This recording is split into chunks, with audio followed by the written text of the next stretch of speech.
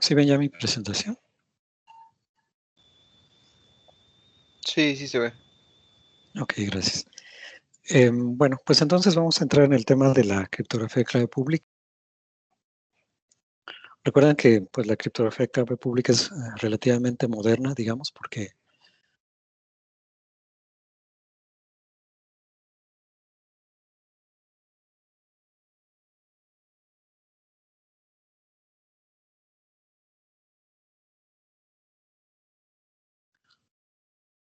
históricamente lo que ha existido siempre es la criptografía de clave secreta o clave simétrica, donde la misma clave se utiliza tanto para cifrar como para descifrar, ¿no? Pero pues hemos comentado que surgen dos dificultades al utilizar un algoritmo de criptografía simétrica. Una es cómo comparto la clave, ¿no? Porque para que dos entidades se puedan comunicar de manera segura, pues tienen que compartir primero la clave. Y entonces se convierte en un problema circular, un problema del huevo y la gallina. O sea, para comunicarme de manera segura, pues tengo que compartir primero una llave de manera segura, ¿no? Y otra vez caemos en el mismo punto, ¿cómo compartimos la llave de manera segura? Entonces ese es el problema que se llama el problema de distribución de claves, ¿no? Y por otro lado, también en el problema de distribución de claves tenemos el asunto de la cantidad de claves que necesitamos manejar.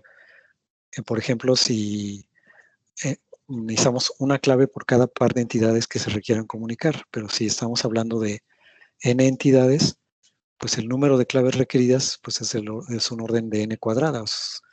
Requiero como del orden de n cuadrada claves distintas para poder comunicarse todas las n entidades entre sí.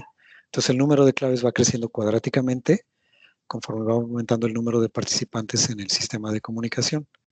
Entonces eso también dificulta, ¿no? Entonces tenemos esos dos problemas, cómo compartir la clave secreta, y esa es una, y la otra es el número de claves que tengo que manejar, ¿no? Entonces, antes de que existiera, o digamos, aparte de los algoritmos de criptografía de clave pública, pues se inventaron protocolos de distribución de claves para un poco, digamos, resolver parcialmente este problema, ¿no? Y entonces tenemos protocolos como el Odd-White-Rees, el Needham-Schroeder, tenemos el Kerberos, ¿no? El protocolo Kerberos, que se utiliza mucho ya ahora actualmente en las redes de Windows.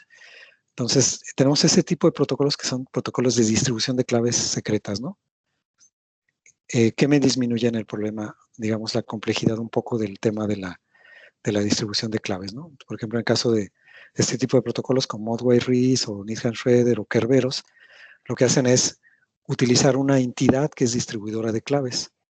Entonces, esa entidad distribuidora de claves, que en el caso de Kerberos es lo que llaman el KDC, lo que hace es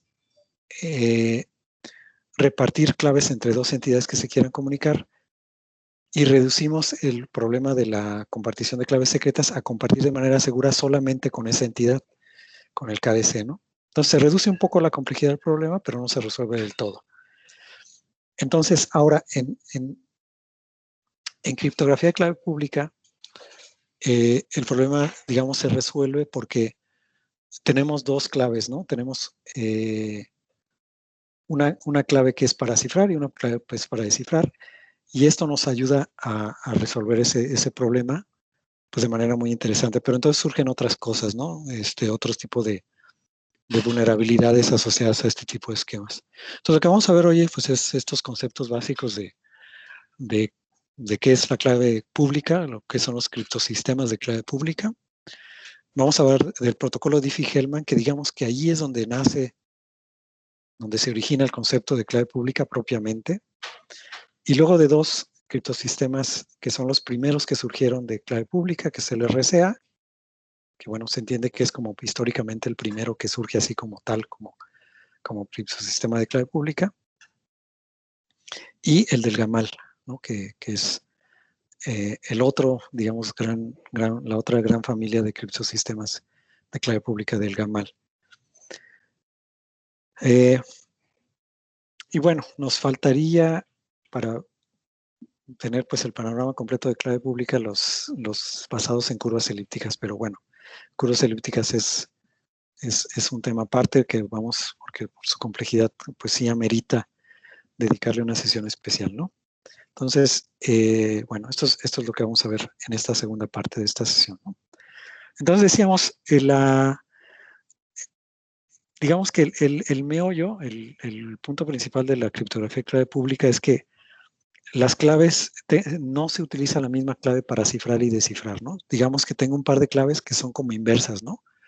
O sea, lo que cifra una lo descifra la otra. Entonces, como las claves son distintas, la de cifrado y descifrado, puedo usar una exclusivamente para cifrar y la otra exclusivamente para descifrar. Entonces, la que uso exclusivamente para cifrar le denomino la clave pública.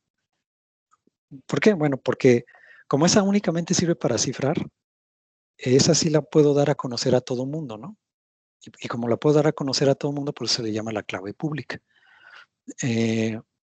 Porque a quien se la dé, pues lo único que va a poder hacer es cifrarme mensajes, pero no más. O sea, no va a poder descifrar los que haya cifrado con esa clave. La clave de descifrado, o sea, la que sirve para descifrar, la mantengo yo como usuario y a esa se le llama la clave privada. Entonces, con esto se resuelve, fíjense, se resuelve el problema de la distribución de claves. ¿Por qué? Uno, yo lo único que necesito para que alguien me envíe un mensaje cifrado es darle a conocer mi clave pública. Y esa la puedo dar a conocer en cualquier medio, aunque sea inseguro. ¿Por qué? Porque solamente sirve para cifrar, ¿no? Entonces la puedo postear en algún lugar, en internet, puedo publicarla en algún sitio. De hecho, por ejemplo, implementaciones de clave pública como PGP, por ejemplo, utilizan directorios de claves, ¿no? O sea, es posible, hay servicios de directorios de claves donde yo puedo buscar un usuario y buscar su clave pública y obtenerla, ¿no? Por ejemplo, OpenPGP, pues, GPG, etcétera, pueden utilizar esos servicios de directorios de claves públicas, ¿no?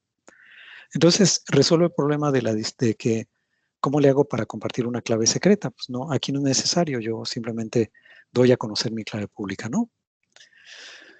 Eso por un lado. Por otro lado, disminuye el número de claves. ¿Por qué?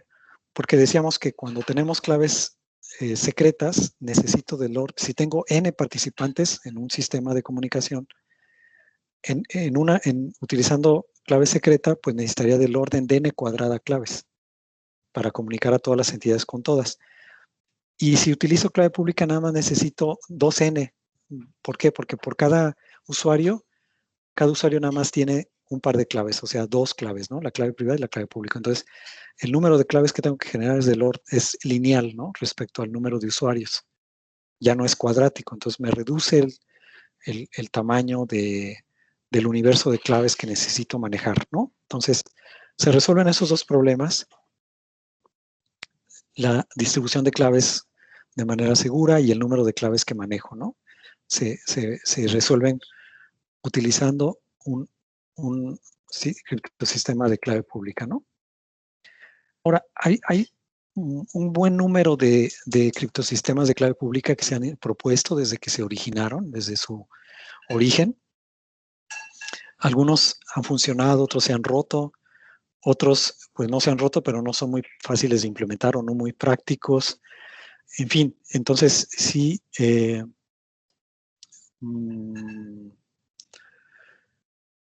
hay muchas alternativas, pero bueno, digamos que casi siempre la gente sigue recurriendo a las mismas, ¿no?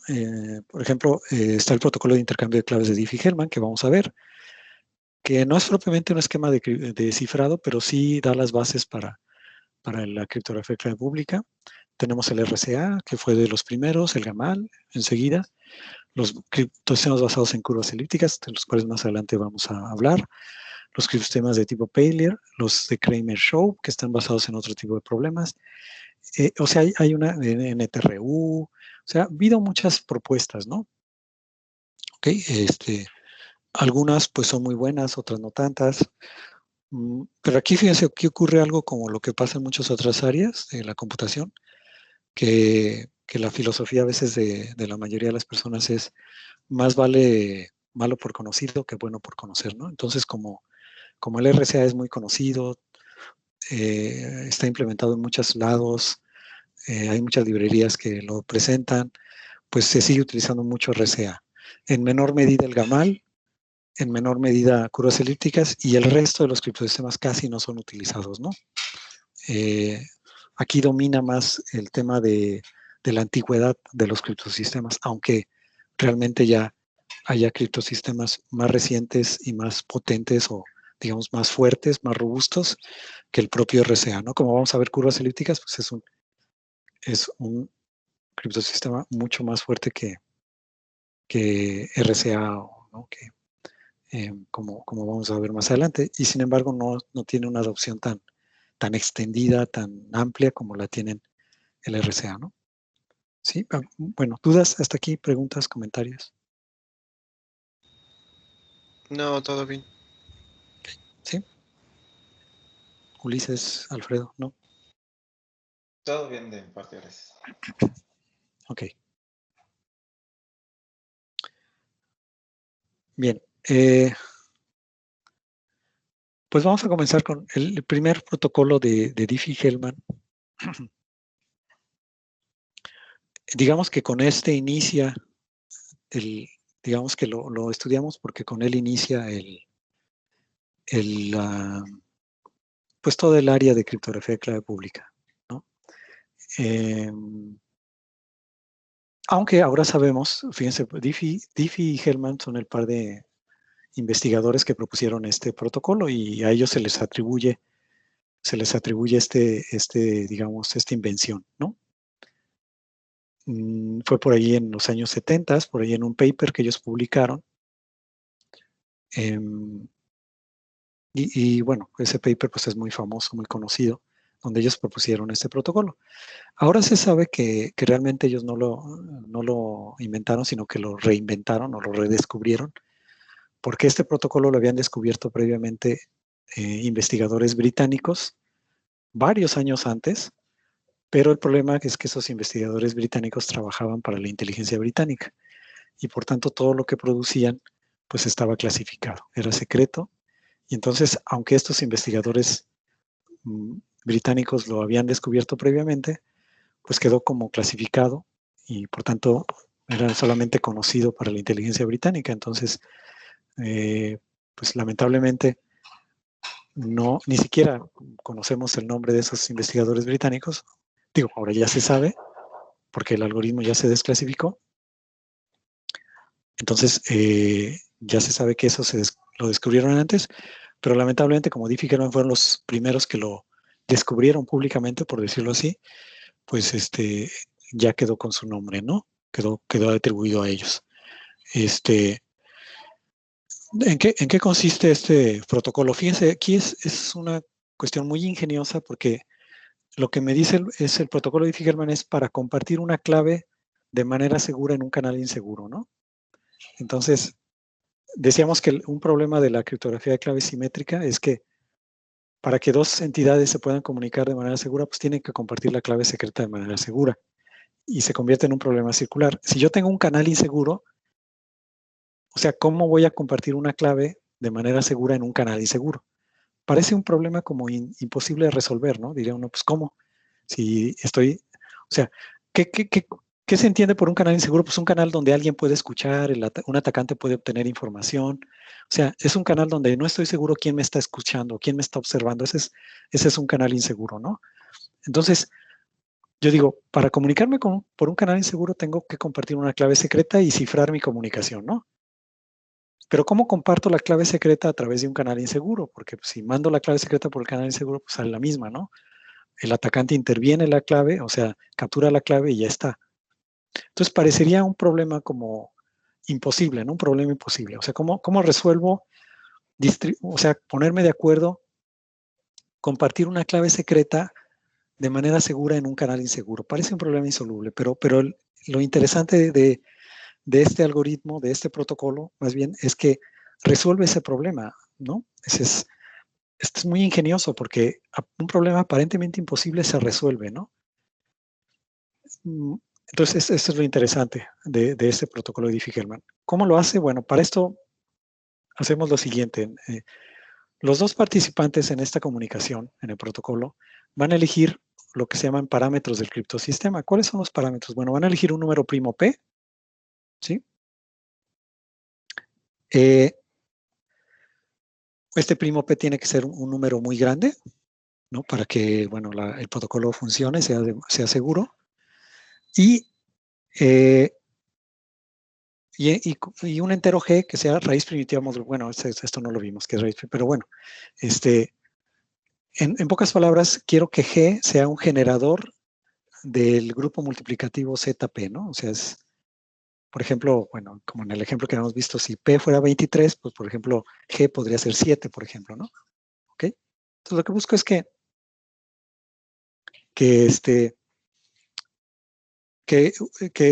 tenga un número primo muy grande y un generador del grupo multiplicativo de módulo S primo, ¿no? Son esos dos parámetros básicamente los que elijo. Ahora, estos obviamente van a ser públicos, o sea, los van a elegir los participantes en la comunicación y lo van a elegir públicamente, o sea, no me importa si hay un atacante escuchando o el adversario está ahí y se entera quién es P y quién es G. Eso no debe preocuparnos, no. El protocolo debe ser seguro a pesar de eso, ¿no? O sea, eso debe ser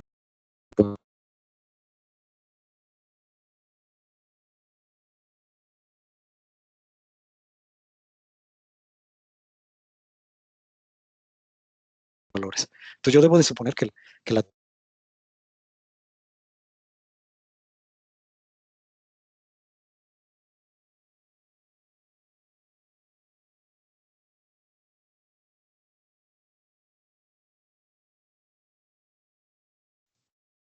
perdón, se me interrumpió un poco la conexión. ¿Me escucharon lo último? ¿Hasta dónde me escucharon?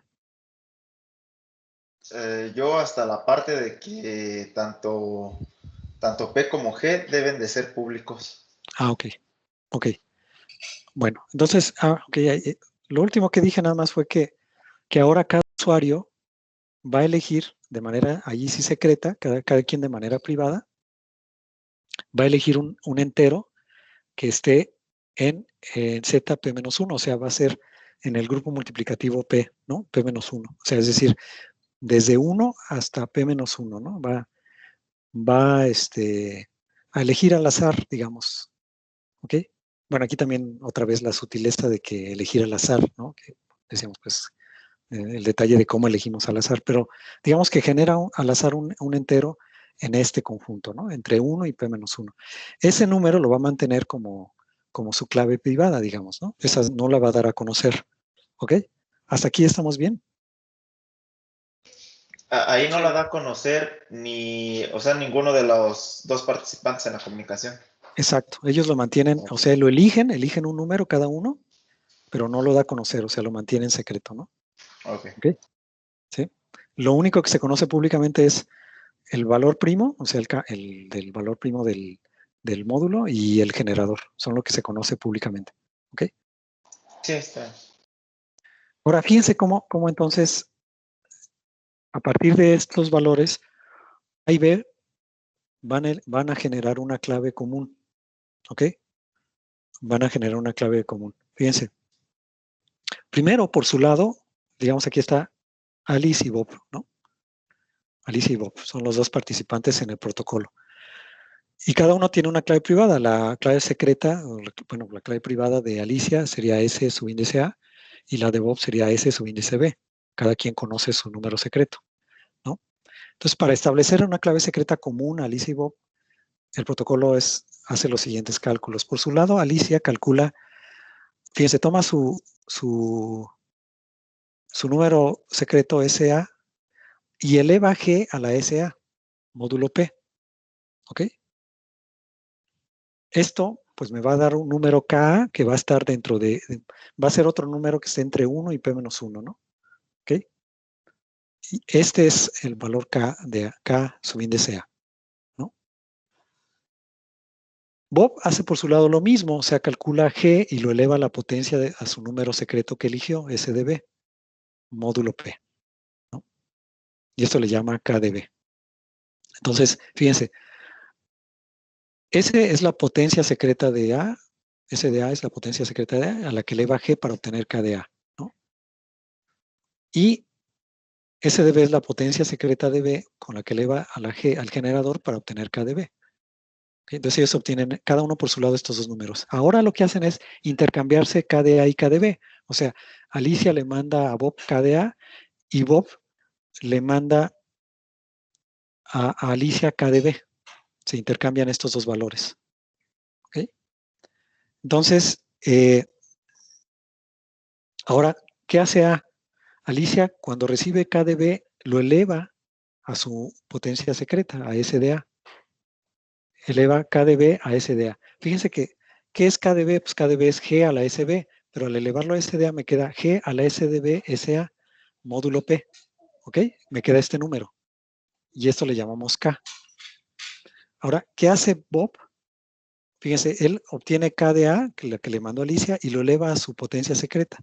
¿Pero qué era K de A? Pues K de A es G a la SA. Entonces, al elevar a la SB sería G a la SA, perdón, aquí hay un error de dedo, aquí sería SA SB. ¿Sí? Que es lo mismo que este de acá arriba. Entonces, este me genera el mismo número K. ¿Qué ocurre aquí? Que al hacer estos dos cálculos, por propiedades de potencias y todo esto, ambos llegan al mismo valor, al valor K. ¿Ok? ¿Están de acuerdo?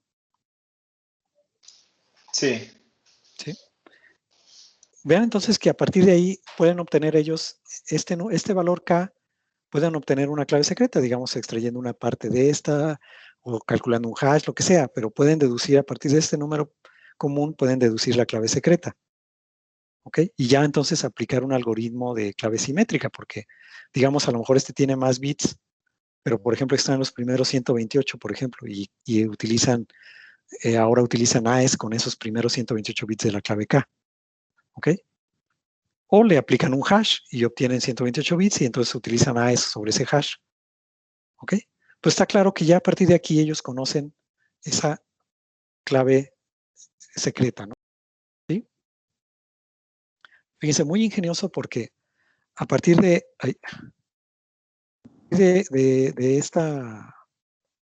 este intercambio, ellos pueden deducir una clave común. ¿Ok? Ahora observen, ¿qué información tendría un atacante que estuviera observando este intercambio? ¿Qué cosas conoce? Conoce KDA y KDB, ¿no? ¿Ok? ¿Y qué es lo que quiere conocer el número K? ¿Ok? A ver, fíjense, ¿qué tendría que hacer un atacante? Él conoce KDA y KDB y quiere conocer K.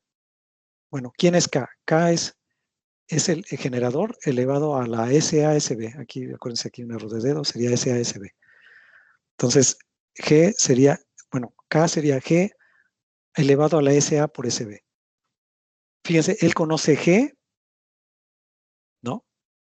Conoce el módulo P, pero lo que no conoce es este exponente SA por SB. Entonces necesita conocer SA por SB. ¿De dónde puede obtener SA por SB? Bueno, necesita conocer SA y SB. ¿Pero de dónde obtiene SA? Bueno, SA, él conoce KDA, ¿no? Porque lo cachó cuando se lo intercambiaron, ¿no? Conoce KDA, entonces conoce G, fíjense de aquí, conoce KDA, conoce G y conoce P. Necesita resolver el logaritmo discreto para obtener SDA, ¿no? Si resuelve el logaritmo discreto, puede obtener SDA porque conoce aquí KDA, G y P. Entonces, resuelve el problema del logaritmo discreto y obtiene SDA. También conoce KDB porque cachó KDB en la comunicación. Y conoce G y conoce P. Entonces, resolviendo el problema del logaritmo discreto,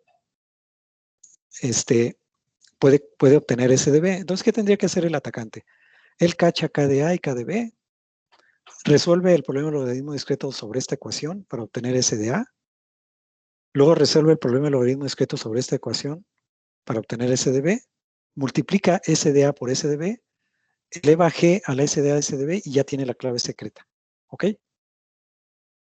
Entonces, fíjense cómo el atacante podría, en teoría, vulnerar el protocolo. ¿Por qué?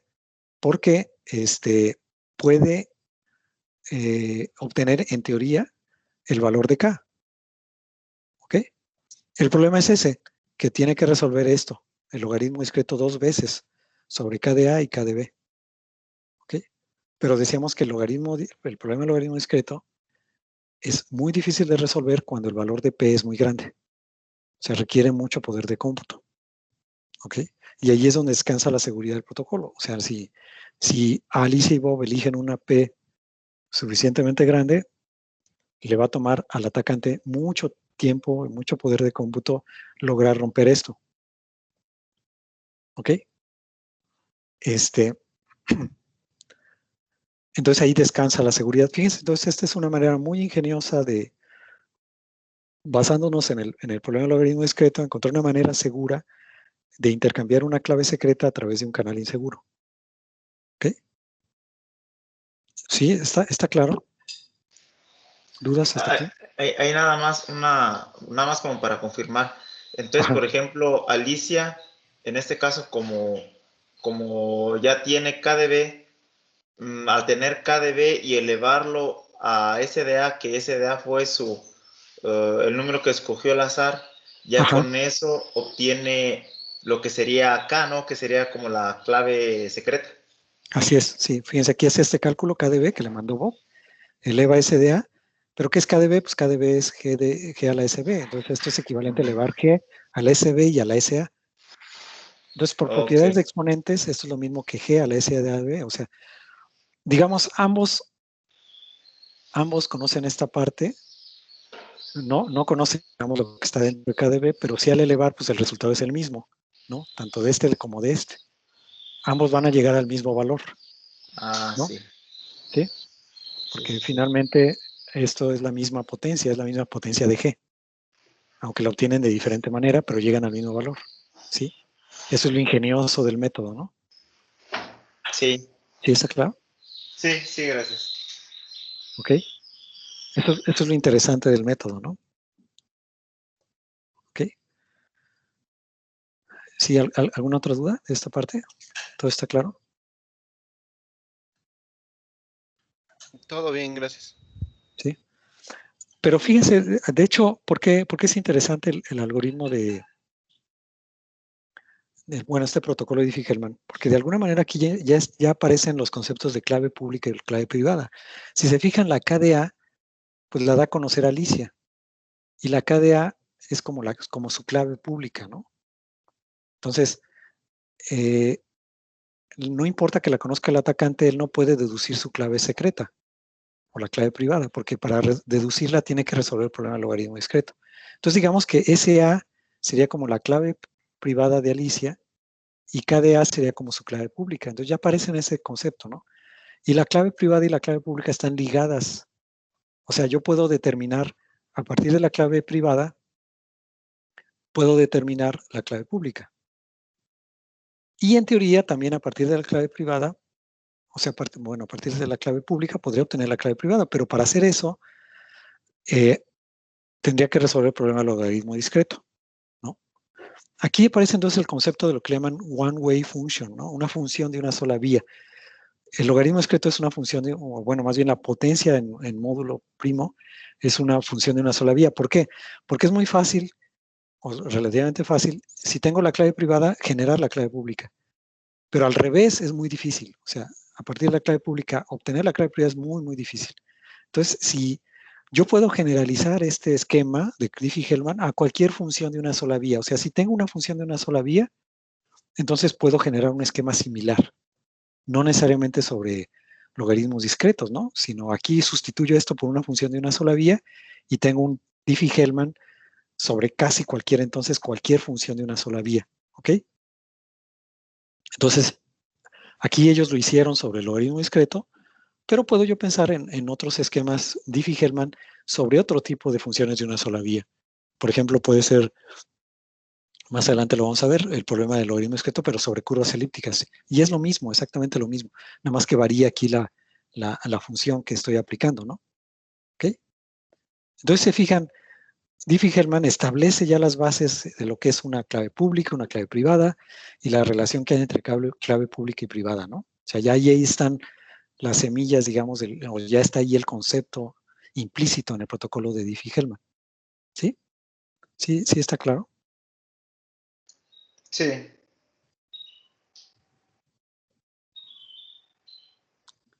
Ahora, fíjense que de todas maneras el protocolo de Diffie-Hellman no es invulnerable.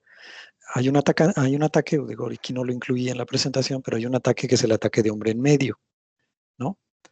El ataque de hombre en medio es que alguien se coloca en medio en el intercambio. Es lo que se llama el man in the middle. ¿Cómo sería el ataque? Bueno, si supongan que alguien puede interceptar el canal inseguro, pero además reemplazar mensajes. Bueno, la manera en que se hace es que se coloca el atacante en medio y cuando A le envía KDA a Bob, él intercepta KDA, ¿no? Y le reenvía a Bob su propia clave pública, ¿no? Le reenvía la propia clave pública.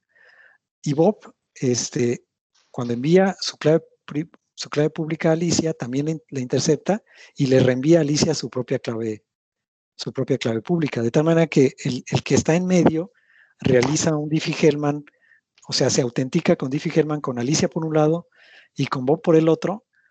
Ambos creen que ya intercambiaron la clave, ¿no? Y resulta que no, que la intercambiaron con un intermediario, ¿no? ¿Sí? Entonces, el protocolo de Diffie-Hellman es vulnerable a ataques de hombre en medio, ¿ok?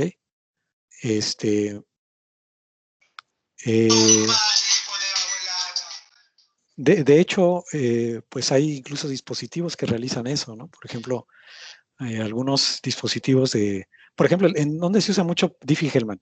Diffie-Hellman se utiliza muchísimo en IPsec, por ejemplo, en el protocolo de IPsec. Entonces, muchos implementaciones de VPNs, la autenticación la hacen a través de Diffie-Hellman. Y hay dispositivos que intervienen en las VPNs y que hacen este tipo de man in the middle, ¿no? Por ejemplo, hace poco me ocurrió a mí con un dispositivo de Huawei. O sea, digo, para que vean que hay que estar al cuidado con este tipo de marcas. Nos ocurrió que ahora que ocurrió lo de la pandemia, ya ven que pues mucha gente comenzó a trabajar haciendo home office y empezamos a la gente que tenía que trabajar en home office, pues les empezamos a dar los accesos por VPN. Y ocurrió que de repente a mí me contactan de soporte y me dicen, oye, tenemos un usuario que no se puede conectar a la VPN y no encontramos la VPN, el mismo, digamos que el mismo appliance de VPN tiraba la conexión, o sea, no le permitía conectarse, ¿ok? Y dije, caray, a ver, vamos a ver por qué. Pues resulta que este cuate, este usuario en su casa tenía un access point de Huawei que le había instalado Telmex. Y este dispositivo lo que hacía era que cuando levantaba la VPN, hacía un man in the middle. Y nuestro appliance detectaba ese man in the middle porque la clave pública que enviaba no era la que correspondía, ¿no? Entonces, tiraba la conexión. Entonces, lo que tuvimos que hacer es permitirle que se estableciera así. O sea, pero vean, o sea, el dispositivo ese que le puso Telmex para su Infinitum traía un man in the middle. Y así lo traía habilitado. O sea, ¿con qué fines? O sea, no debería pasar, ¿no? ¿Por qué tendría que hacer un man in the middle? Y es para analizar el tráfico que pasa por la VPN. Digo, eso en muchos casos es legítimo. Por ejemplo, en muchos casos ustedes desean analizar tráfico encriptado, ¿no? Por ejemplo, en un firewall de frontera, porque pues un tráfico encriptado puede utilizarse para inyectar malware o para comando y control, ¿no? Cuando tengo ya un atacante interno, o sea, ya un atacante adentro. Entonces, en algunos casos es legítimo que hacer un rompimiento de ese tipo para yo además descifrar en medio y saber que está transitando por un tráfico encriptado, ¿no? Pero entonces, este tipo de protocolos son susceptibles a este tipo de ataques de man in the middle, que son relativamente comunes, ¿eh? O sea, sí se realizan, ¿no? ¿Sí? ¿Sí está claro? Sí. Entonces, ojo con este tipo de marcas, ¿no? Porque luego sí tienen este tipo de cosas, ¿no? Ok. Bueno, entonces, vamos a pasar al siguiente criptosistema, que es el RCA. Bueno, RCA, pues ya hemos comentado anteriormente, es el criptosistema más comúnmente utilizado, más difundido. En todos lados se utiliza dentro de SSL-TLS, bueno, el protocolo SSL-TLS, se utiliza en el protocolo IPsec, se utiliza en todos lados, ¿no?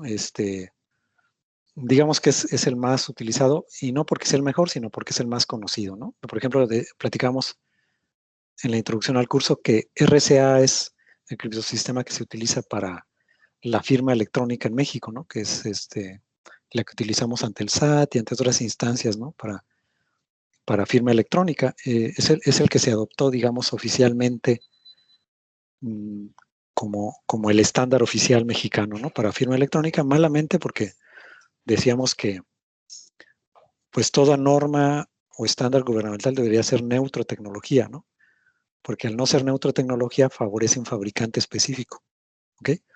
Es una historia muy, muy, pues como típica de este país, ¿no? Donde esta iniciativa de la firma electrónica, la ley, digamos, de firma electrónica surgió en el sexenio de Fox. Ellos fueron los que llevaron a cabo esta implementación. Esta iniciativa fue cuando se publicó por primera vez en el Diario Oficial.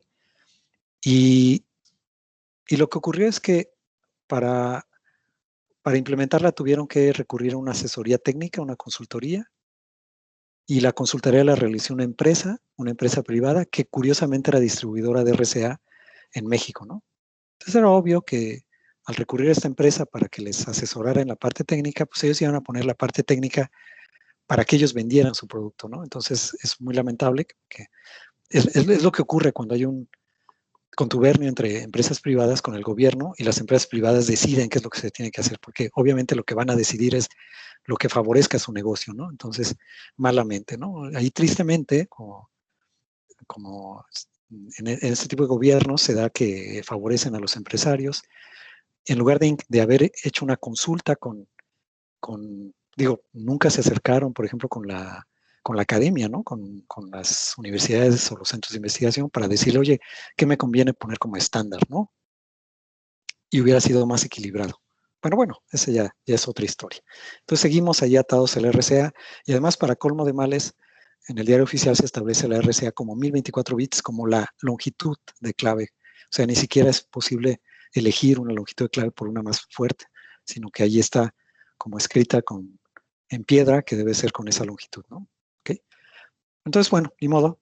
Este es el RCA que es el que predomina, ¿no? Entonces recuerden que este RCA son las siglas de los que lo propusieron, Ribes, Shamir y Adelman, que además pues se volvieron ricos a raíz de esto porque patentaron la idea, o sea, patentaron el algoritmo, que también es algo muy discutible si los algoritmos se pueden patentar, porque es como patentar ideas, ¿no? Y pues si una idea se puede patentar, pues bueno, un algoritmo se puede, ellos lo patentaron, entonces obtuvieron regalías durante mucho tiempo de cualquier producto que usara su algoritmo. Obviamente ya se venció la patente y ya es posible utilizarla sin tener que pagar regalías. Ya digamos que el algoritmo es de dominio público, ya cualquiera lo puede implementar. ¿Ok? Bueno, entonces, ¿en qué consiste el criptosistema de RCA? Bueno, aquí igual cada usuario que participa en el criptosistema debe de generar un par de claves públicas y privadas, ¿no? Pública y privada, un par de claves. Cada usuario debe de generar su par de claves. ¿Cómo la genera? Bueno, primero hay un algoritmo de generación de las claves de RCA. De este algoritmo, pues depende mucho la seguridad, ¿no? del criptosistema. Aquí se eligen dos primos P y Q que deben de ser diferentes, que deben ser muy grandes. Y bueno, en principio se deben de ser elegidos aleatoriamente. Aquí otra vez entramos en el tema de la aleatoriedad, que pues no existe cuando estamos hablando de computadoras, pero bueno, en principio debería ser elegidos aleatoriamente P y Q. Y entonces se genera un entero n que es el producto de P por Q, ¿no? Entonces n es el producto de P por Q. O son dos primos nada más, ¿no? Por tanto, la función de Euler de n está dado por, ¿se acuerdan? Phi de n sería phi de p por phi de q, pero phi de p es p menos 1 y phi de q es q menos 1. Entonces, la función de Euler es p menos 1 por q menos 1, ¿no? Esto es fácil de calcular, o sea, elijo los dos primos p y q, dos primos grandes. Ahora, en la práctica, en la implementación, ¿cómo se eligen, cómo se encuentran estos dos primos? Bueno, tampoco es una manera, no hay una manera muy rápida o sencilla de generar primos. Lo que se hace en la práctica es que se generan números pseudoaleatorios muy grandes y se prueba si son primos, o sea, con ciertas pruebas de primabilidad. También las pruebas de primabilidad son aproximadas, o sea, me dan con cierta probabilidad que es un número primo. Entonces, generalmente lo que se hace es eso, se generan números pseudoaleatorios, se checa si son primos con cierto grado de incertidumbre y si pasan la prueba, pues se adoptan como si fueran primos, ¿no? Entonces, fíjense cómo ya de ahí ya hay ciertas suposiciones, ciertas cosas que juegan en la implementación, ¿no? Entonces, elijo estos dos primos grandes, multiplico los dos y obtengo n, calculo la función de Euler de n, que sería p menos 1 por q menos 1, esto también es fácil de hacer, y luego elijo un entero que esté entre 1 y phi de n, ¿no? Tal que el máximo común denominador de con phi de n sea igual a 1, o sea, que sea primo relativo con phi de n, ¿no? Entonces, y luego obtengo un valor de que sea el inverso multiplicativo de módulo phi de n. ¿Cómo obtengo ese inverso multiplicativo? Aquí aplico el algoritmo extendido de Euclides, ¿ok? Entonces, se fijan, todas estas operaciones son fáciles de hacer, o sea, es decir, fáciles en el sentido de que no requiero mucho poder de cómputo para hacerlas, pues en este caso nada más generar primos al azar, obtener su multiplicación, que eso es fácil, obtener la función de Euler, si conozco los factores primos, la función de Euler es fácil de obtener, encuentro un número entre 1 y función de Euler tal que ocurra esto. ¿Cómo hago eso? Pues obtengo con el algoritmo de Euclides, checo que esto se cumpla y si no se cumple, elijo otro. O sea, voy eligiendo hasta que encuentre uno que cumpla esta función. ¿Cómo lo hago? Pues elijo al azar, digamos, o pseudo al azar y utilizo algoritmo de Euclides para encontrar esto. Por eso es muy importante el algoritmo de Euclides, ¿no? Y luego obtengo el inverso multiplicativo de módulo phi de n, ¿no? Y esto es el exponente privado, ¿no? Entonces, aquí utilizo el algoritmo de Euclides, ¿no? Bueno, D va a ser el exponente privado y E el exponente público, ¿no? O sea, D es la clave privada y E es la clave pública. ¿Ok? Y están relacionadas, fíjense, porque pues D es el inverso multiplicativo de E, ¿no? D es el inverso multiplicativo de módulo phi de n. ¿Ok? ¿Hasta aquí está claro? Sí. Ok. Bueno, entonces, ¿cómo es el cifrado y el descifrado? Es muy sencillo, ¿no?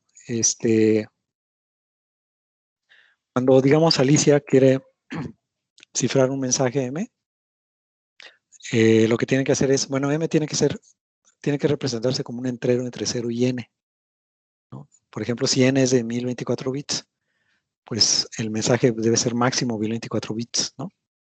Entonces lo que hago es, elevo M a la E, o sea, se eleva el mensaje a la exponente público, módulo N, y esto me da otro valor en entero módulo N, ¿no? Y ese es el mensaje cifrado. La función de descifrado, pues es, o sea, esto cuando, digamos, Bob le quiere mandar un mensaje a Alicia, pues eleva el mensaje a la potencia pública de Alicia y lo obtiene módulo N. Y entonces es el mensaje cifrado. Se lo envía a Alicia. ¿Qué tiene que hacer Alicia para descifrarlo? Tomar el texto cifrado y elevarlo a su exponente privado. Y obtiene el mensaje descifrado, ¿no? ¿Ok? Entonces el descifrado es relativamente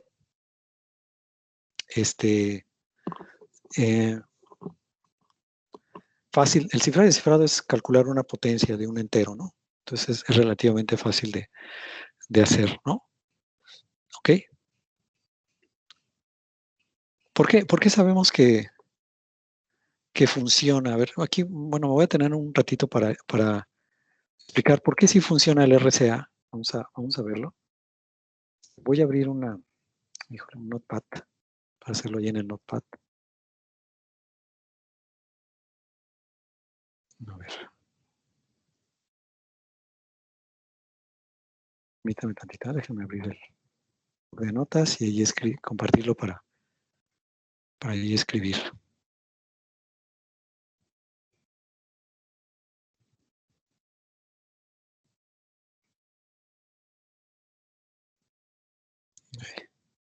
Ya abrí otra cosa que no era. A ver.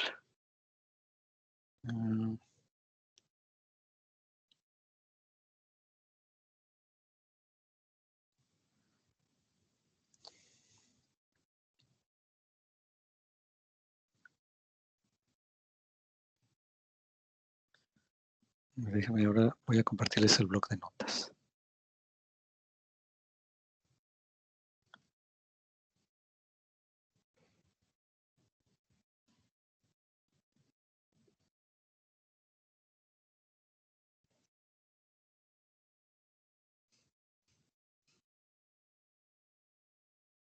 ¿Ya lo ven?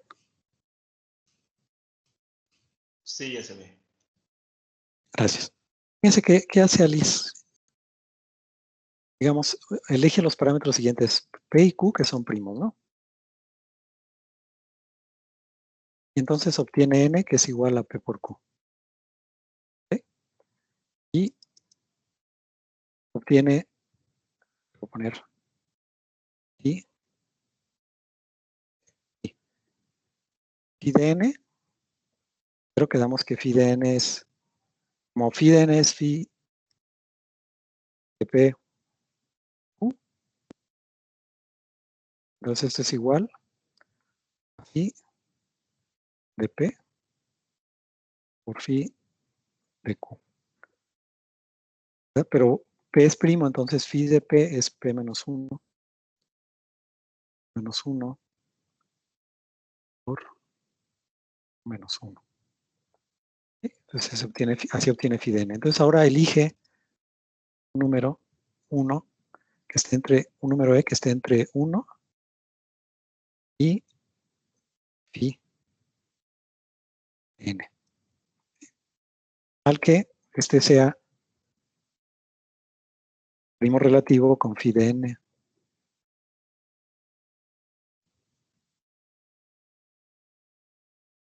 ¿Será con phi de N o con... A ver. Sí, phi de N. Sí, primo relativo con phi de N, ¿no? ¿Ok? Y luego encuentra, esto lo puede, va eligiendo números al azar entre 1 y phi de N y checa con el algoritmo de Euclides que se cumpla esto. Si no se cumple, pues toma otro, ¿no? Hasta que eventualmente encuentra uno. Luego, oigan, ¿se oye mucho ruido? Sí, para moverme. Es que no No, se alcanza. escucha bien. ¿Se escucha bien? Ok, es que empezaron a cortar aquí el jardín. Ok, entonces, esto lo hace así, ¿no? Luego después encuentra el inverso multiplicativo, o sea, encuentra un valor de, que es el inverso multiplicativo, digamos, sea la menos 1 de módulo phi de n, ¿no? Esto lo hace utilizando el algoritmo extendido de Euclides. ¿Qué quiere decir esto? Esto quiere decir, es lo mismo que decir que E por D es igual a 1 módulo phi de n, o sea, son inversos multiplicativos, ¿no? Bajo phi de n, ¿ok? ¿Está bien? ¿Sí? Sí. Entonces, fíjense, E es la clave pública y, bueno, E es la clave pública y D es la clave privada, ¿no? ¿Ok? Ahí, esta fue la manera en que Alicia generó su clave pública y privada, ¿no? Ahora, entonces, ahora supongamos que Bob le va a enviar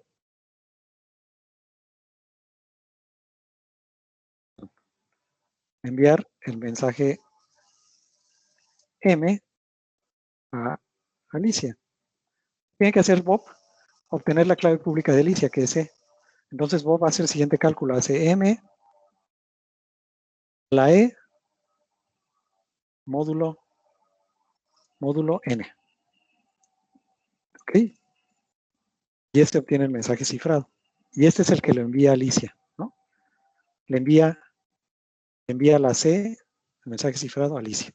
Fíjense que él conoce la clave pública, que es E, y conoce el número N, que también es parte de la clave pública. Bueno, de hecho, la clave pública sería un par de números, ¿no? E y N. Tiene que también darle a conocer N. ¿No? ¿Okay? Entonces, con esos dos valores, Bob puede calcular esta potencia y enviar el mensaje cifrado. Ahora, ¿qué hace Alicia para descifrar? Entonces, Alicia hace lo siguiente para descifrar. Fíjense, ella tiene que calcular C, elevarlo a su clave privada, módulo N, ¿no? Pero fíjense, ¿esto qué significa? ¿Por qué sí funciona el descifrado? Fíjense, C a la D, bueno, C es M a la E. M a la E, módulo N. Pero esto es, a su vez, está elevado a la C, perdón, a la D, porque todo esto, módulo N, ¿ok? Sí, porque el mensaje cifrado es M a la E. Pero fíjense, M a la E a la D por propiedades de exponente es lo mismo que decir M, elevarlo a la E por D, ¿no? Es lo mismo por propiedades de exponentes, ¿no? Módulo N, ¿ok? ¿Hasta aquí vamos bien? Sí. Sí. ¿Ok? Pero fíjense, E por D, quedamos que es como E y D son inversos multiplicativos bajo módulo phi de N. Entonces, a ver, esto por otro lado, fíjense, por otro lado tenemos que E por D es igual a 1 módulo y N. Esto implica, como son inversos, esto implica que el residuo de la división de E por D entre phi de N va a ser 1. Esto quiere decir esto. O sea, es decir, que en otras palabras, E por D, si lo expreso como una división, va a ser el cociente de la división con no Q, porque Q aquí ya lo usé. Vamos a ponerle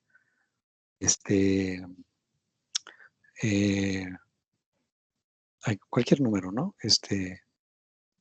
X, ¿no? Va a ser un número X que es el cociente por I de N más 1. O sea, esto es lo que me quiere decir esto, ¿no? Que si lo expreso como división, este va a ser el cociente de la división y el residuo es 1. Esto implica esto, ¿ok? Entonces quiere decir que esta parte de aquí la puedo expresar, o sea, es decir, fíjense ahora, esto quiere decir que M, la E por D, M a la E por D, módulo N, es igual a M a la, este por D es igual a esto, sería X por phi de N, phi de N,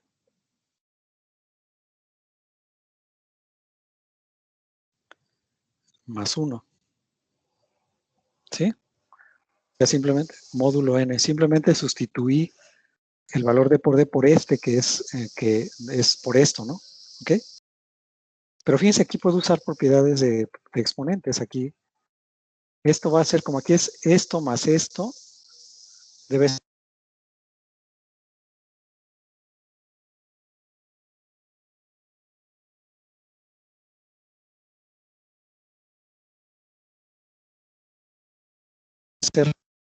aquí es más 1, pero el más 1 es como multiplicarlo por una m, entonces es por m, ¿no? Módulo n. Es por las propiedades de potencias, ¿no? ¿Sí? ¿Está claro? ¿Hasta aquí va bien?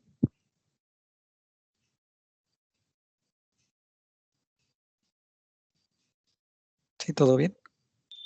Sí.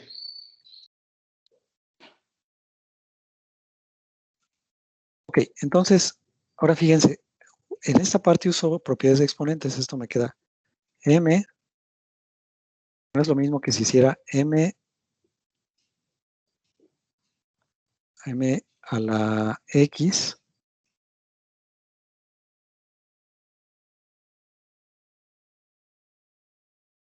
a la phi de n, ¿no? Ay, perdón. A la phi de n. Entonces, esto es lo mismo que esto, por propiedades de exponentes. Así.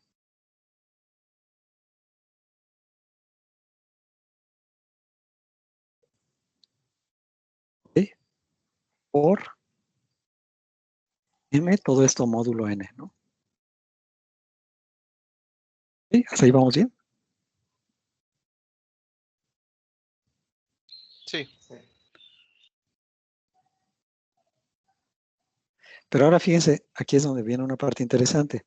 ¿Se acuerdan del teorema de Fermat? El teorema de Fermat decía que cualquier entero a la phi de n, módulo n, era igual a ¿qué cosa? A 1, ¿no? A 1, exacto. Entonces, este es un entero, ese m a la x es cualquier entero.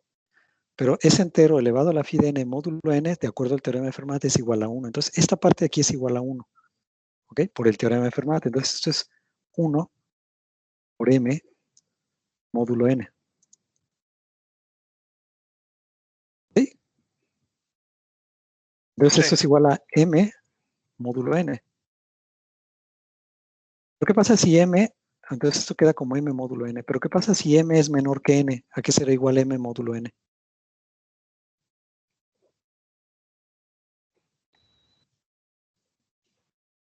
A M.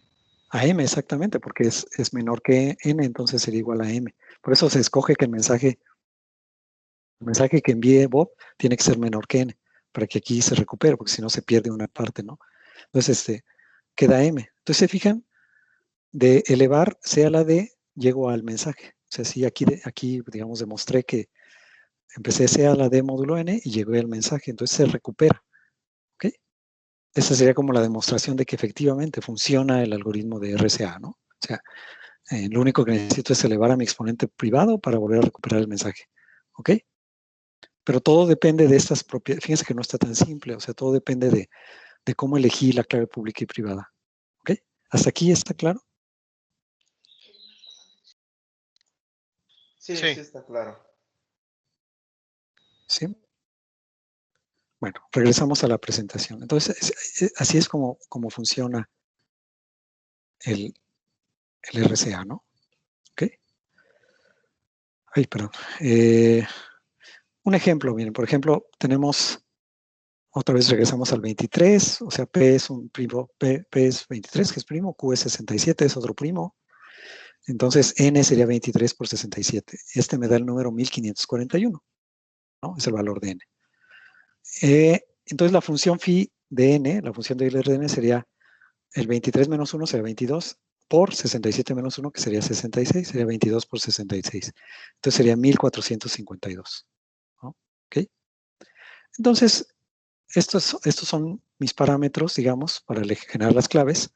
Entonces, ahora el número público va a ser 1541. Este va a ser el número público, ¿no? Entonces, ahora elijo un número que esté entre el 1 y el 1452, tal que sea primo relativo con 1452.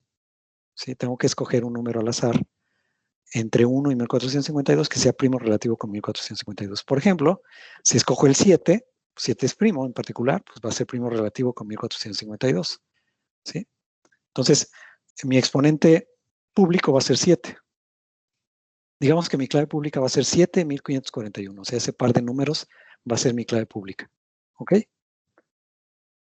Entonces, ahora elijo, bueno, más bien no elijo, sino que tengo que encontrar el inverso multiplicativo de 7 módulo 1452. ¿Sí? Entonces, encuentro, utilizando el algoritmo extendido de Euclides, que el inverso multiplicativo de 7 es 415. ¿Ok? Esto, repito, pues, utilizando el algoritmo extendido de Euclides, que ya vimos en la materia del semestre pasado, pues ya es fácil de encontrar, ¿no? Encuentro este valor. Y entonces la clave pública mía va a ser 7.1541, esa va a ser mi clave pública, y la clave privada va a ser 415. ¿Okay? Entonces, supongamos que el mensaje que me quieren ver es un 25, ese es el mensaje, digamos, en forma numérica, ¿no? Entonces, el mensaje cifrado va a ser 25 a la 7, módulo 1541. ¿Sí? ¿Cuál es módulo n? Entonces, 25 a la 7, 1541 me da 1416. Entonces, es el 25 cifrado, ¿no? 1416. Entonces, envía el mensaje cifrado, 1416, y se obtiene, o sea, para descifrarlo tengo que elevar 1416 a la 415, módulo 1541. Y me da el 25 nuevamente, ¿no? ¿Ok? Entonces, todo, fíjense, aquí todas las operaciones son números enteros, el módulo este. Entonces, van a ser operaciones pues, con módulos muy grandes. Y la operación más repetida es la exponenciación. Pero digamos que hay algoritmos muy eficientes para calcular exponentes módulo 1 entero. No es, a lo mejor ahorita no es tema revisar ese tipo de algoritmos, pero hay implementaciones muy eficientes de ese tipo de operaciones. Me la hacen relativamente rápido, ¿no? No hay que estar calculando la potencia así consecutiva, es más fácil que eso, ¿no? Bueno, les voy a dejar estos ejercicios para que los hagan ustedes para la siguiente sesión. Aquí tenemos dos primos, 1009 y el 3001. N es ese valor, 3.028.009. Y pues les dejo que generen un par de claves RCA, ¿no?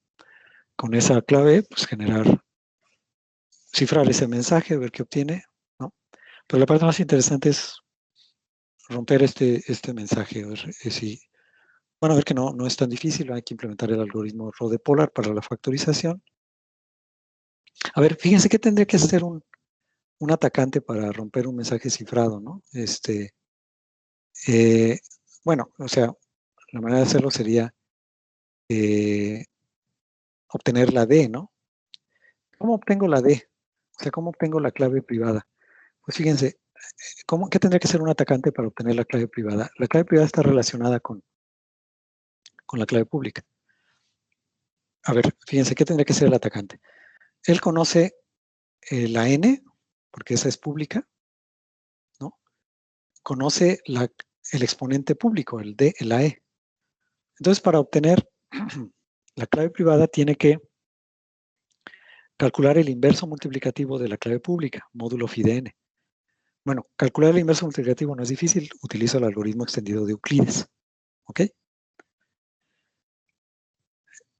Pero, el atacante conoce este número, tendría que calcular su inverso multiplicativo respecto a phi de n para obtener D. Esto no es difícil porque, repito, pues lo puede hacer con el algoritmo extendido de Euclides, pero no conoce phi de n.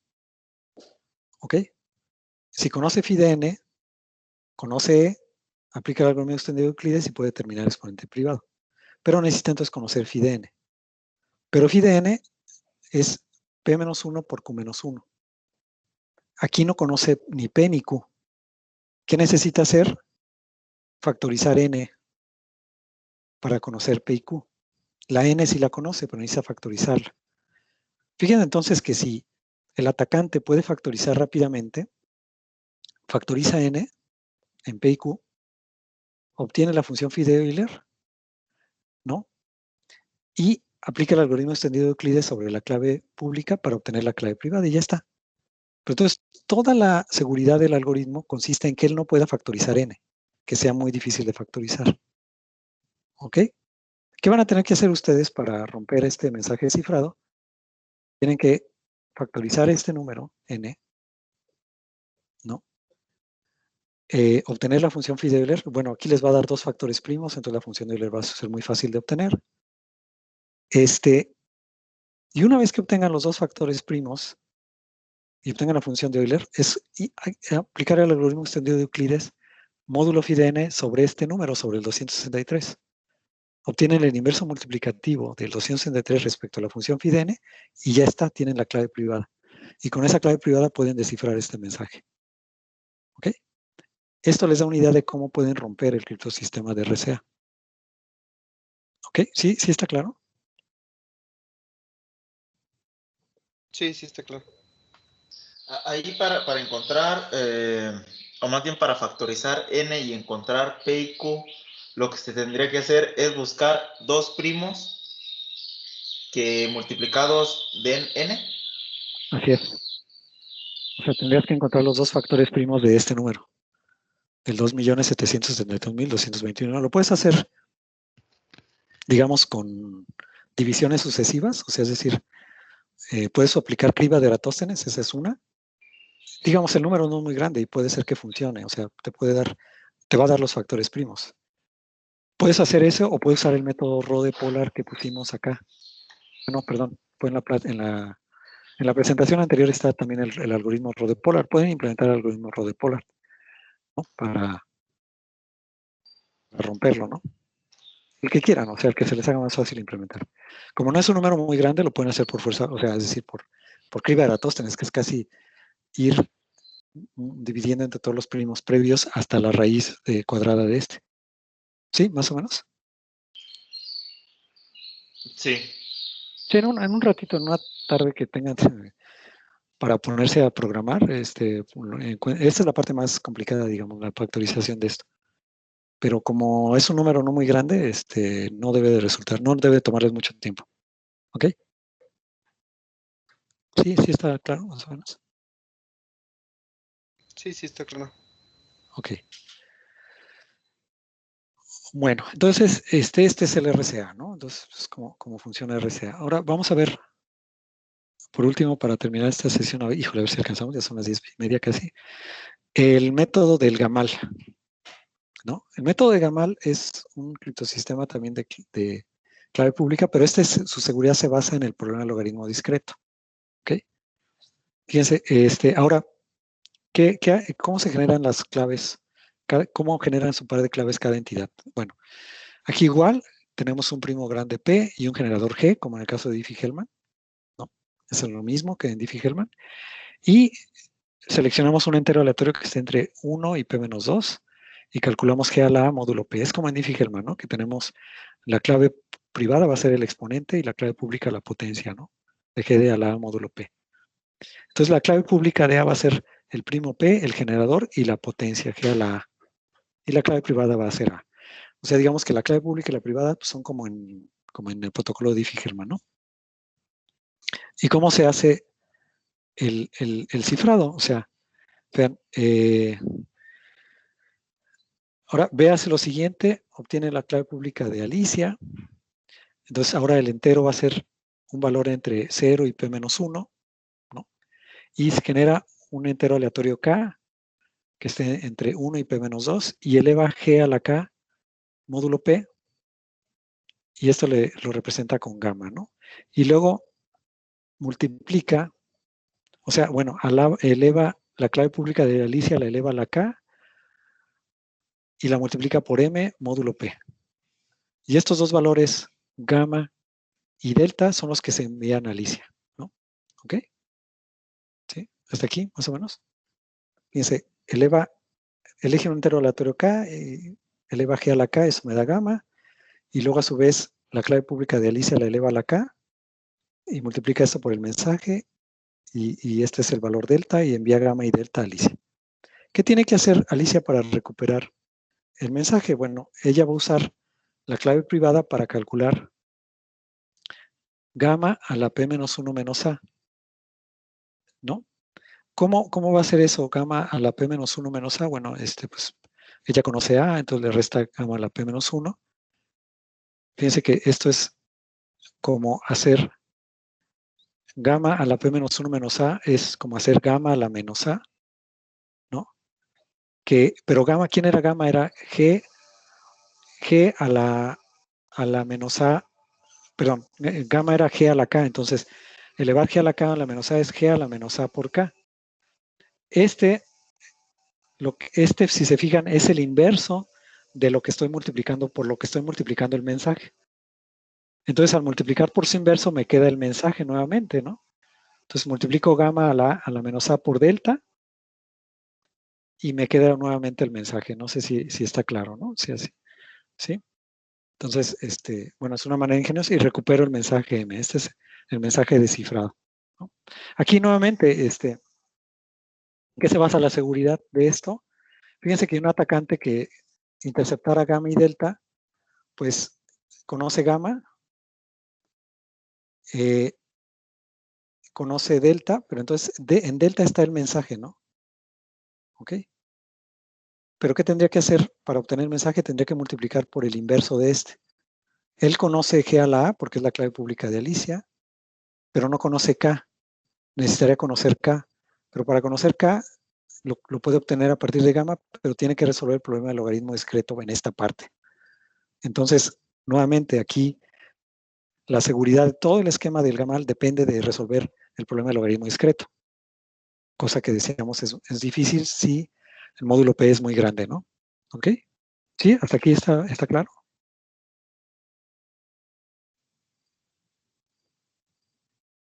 ¿Sí? Más o menos. Sí. Ok, aquí un pequeño ejemplo numérico. Por ejemplo, Alicia puede seleccionar el primo P, que es 2357. Este es un primo más o menos mediano. Y un generador 2 de este grupo multiplicativo es el 2, ¿no? Entonces, este es su generador y este es su primo.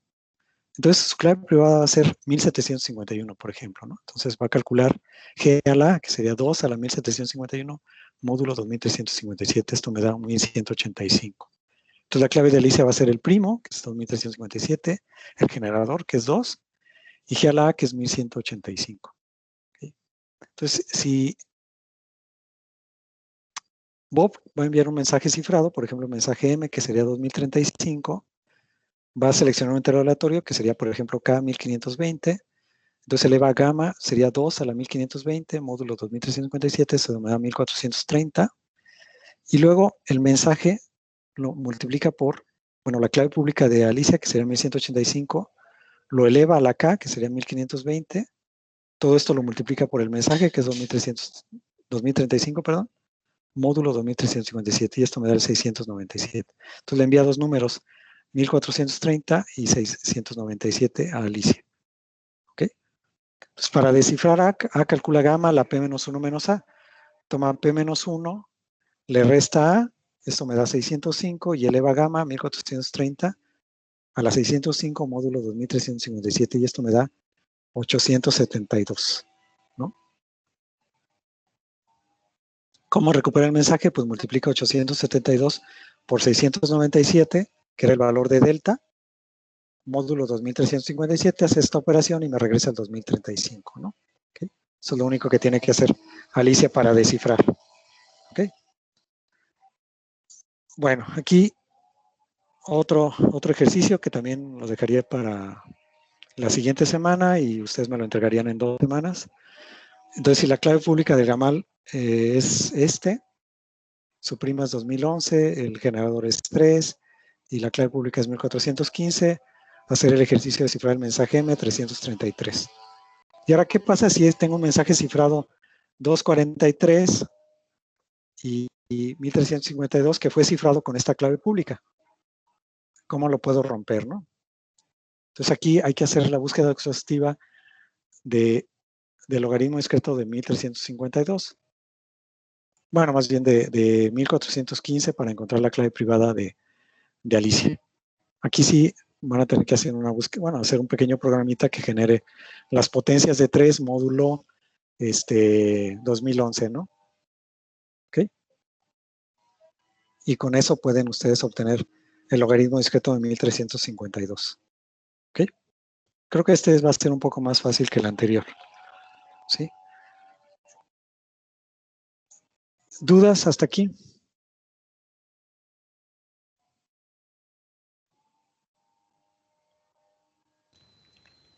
¿Se considera que el gamal es más seguro que RSA? Depende, depende del tamaño del grupo.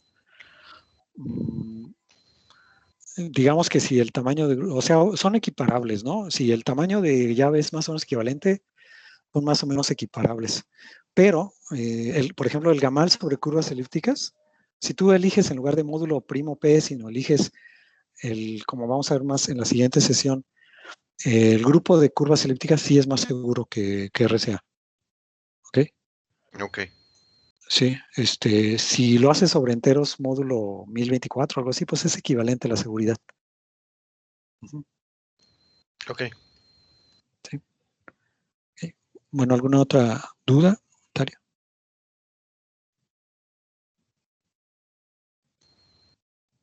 No, yo todo bien. Ok. Fíjense, una última observación sobre estos algoritmos. Como pueden ver, en tanto el GAMAL como en RCA, se requiere operaciones con números enteros muy grandes, porque si estamos hablando que el primo P es de 1024 bits, las operaciones que yo haga son sobre números enteros de 1024 bits. Entonces necesito tener librerías especiales que trabajen sobre números enteros muy grandes. Ese es un problema, ¿no? Porque pues, es un problema de eficiencia. El otro tema es que a diferencia de los algoritmos de cifrado simétrico, estos algoritmos cuando encriptan información la expanden. O sea, por ejemplo, el GAMAL, yo envío, si se fijan, el mensaje que era de 1024 bits, lo expando en dos valores, en gamma y delta. ¿Ok? Entonces se expande la información. Entonces, en este tipo de algoritmos no se respeta el tamaño de la entrada, o sea, el tamaño de la entrada crece. ¿Ok? Y además son mucho más ineficientes respecto a los de cifrado simétrico.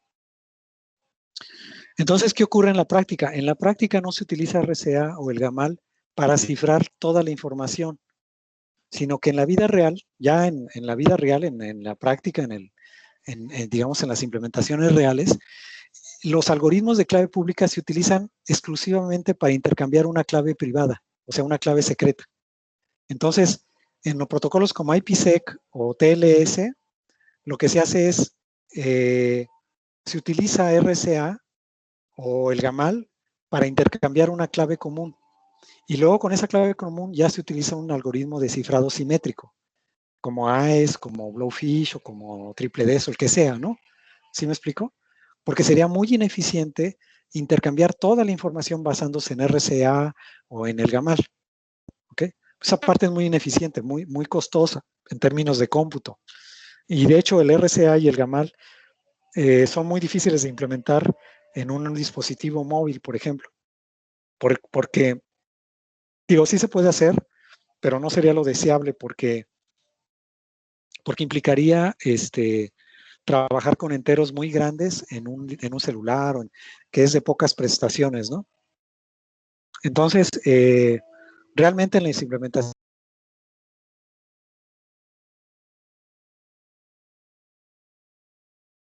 de vida real, lo que se utiliza es una clave y luego esa clave secreta, que le llamo la clave de sesión, ya se utiliza para cifrar los datos ya de la aplicación. ¿Ok? Así es como, ¿sí? Claro. Sí. Se cortó un poco al final, pero si le entendí bien, sí, o sea, es nada más la parte del handshake la que se hace con RCA y ya después es con cifrado simétrico, ¿no? Exacto. Sí, es nada más para intercambiar una clave simétrica, ¿no? Donde se usa realmente en la vida real, ¿no? A nadie se le ocurriría cifrar todos los datos, toda la comunicación con clave pública, que sería muy costoso en tiempo de cómputo y en tamaño de datos. ¿Ok? Ok.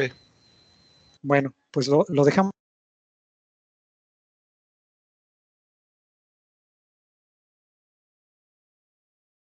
aquí. ¿Sí? ¿No hay más dudas? No se escuchó la última parte.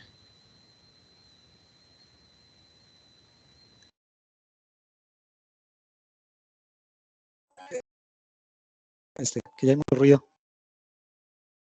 ¿Sí me escuchan? Como que se está cortando. Sí. Bueno, de todas maneras, no sé si haya más dudas y ya terminamos la sesión. No, de mi parte no. De mi parte Ok. tampoco. Ok. Bien. Bueno, pues muchas gracias. Entonces ya, cualquier duda, pues, me mandan un correo, ¿no? Sí, sí, gracias. Sí, gracias, doctor. Sí, gracias a ustedes y que tengan un muy buen fin de semana. Igualmente, Igualmente. hasta luego. Hasta luego.